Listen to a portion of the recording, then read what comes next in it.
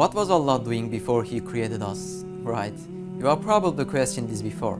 I have. I did my research and found the answer. Let's start then. What was Allah doing before He created us and the universe? The root of this problem is the wrong understanding of the words pre-eternity and time. Since humans live in a specific time and place, we make a mistake by considering every action according to a time concept and even thinking about the eternity in a time concept. The question is the result of this mistake.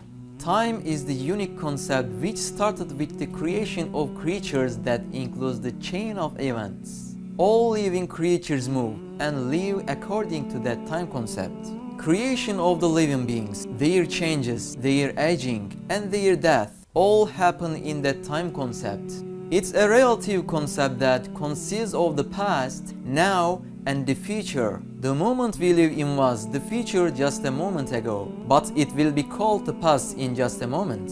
These and everything similar to this is relative to the living beings. So, century, year, day, today, tomorrow is only an issue for the creation. When it comes to pre-eternity, eternity is not an infinity in a timeline. In pre-eternity, there is no past, now, the future, creation, and place. Minds aren't able to imagine a timeline for the pre-eternity. Time can be split into units like century, year, month, day, second, moment, but pre-eternity can't. A starting point cannot be imagined for a pre-eternity. Pre-eternity is all about the eternal existence being only limited to the Allah who is timeless. There is one point we miss. Time is an attendant servant of Allah just like the sun. Its duty is to wear out the matter.